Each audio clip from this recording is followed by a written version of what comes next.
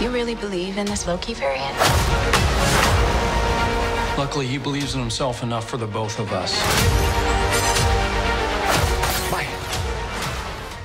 So you have said that this show is about Loki's struggle for identity, and we really see that right out of the gate with like Mobius quizzing Loki on his motivations for life. Like, okay, you want to do this, but like, what about this?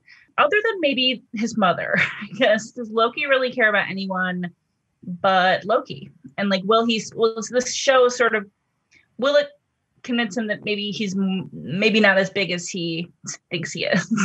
Well, that's what we wanted to explore in the show. Absolutely. And I would even wonder, does Loki actually care about himself?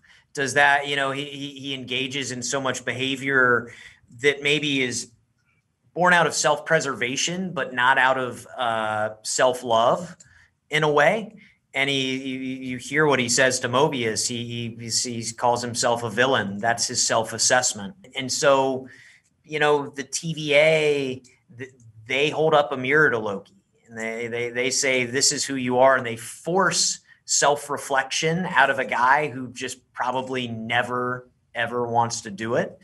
And so, we'll see if he's capable of caring about anybody. Is he a sociopath? Is he, or is there a heart in there that's just been hardened by all the trauma of his life? I was struck when I was watching this by the fact that Mobius is drinking Jasta, which is a drink I remember from like 1995 because they did a lot of radio ads for it where I grew up in Cleveland.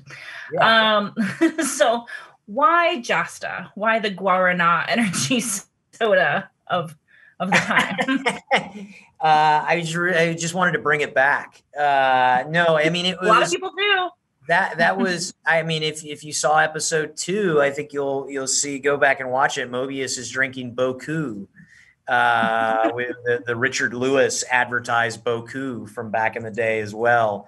That was just, I think it was maybe Kevin Wright, our creative producer from Marvel, wanting to populate early on, how can we just put in little fun flourishes of discontinued sort of things that feel alternate reality throughout the TVA. And so, that's why you see that stuff popping up.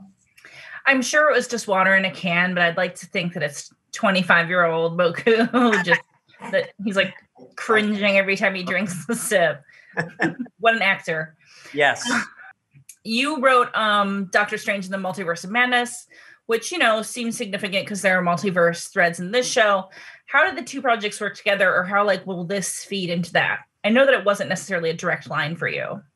Yeah, I mean, the truth is every Marvel project, it's you go into it. Certainly I did, thinking, all right, they're going to give me the glowing book that has, here's the master plan, and they're going to tell you exactly what you have to do to connect to a million different things. The truth is, the charge over there is make the best movie possible, make the best TV show possible. Those connections happen organically. There is a plan, absolutely, but our focus on Loki was always just make Loki the best TV show we possibly can.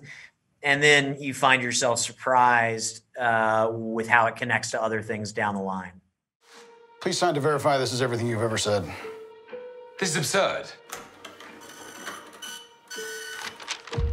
Sign this too.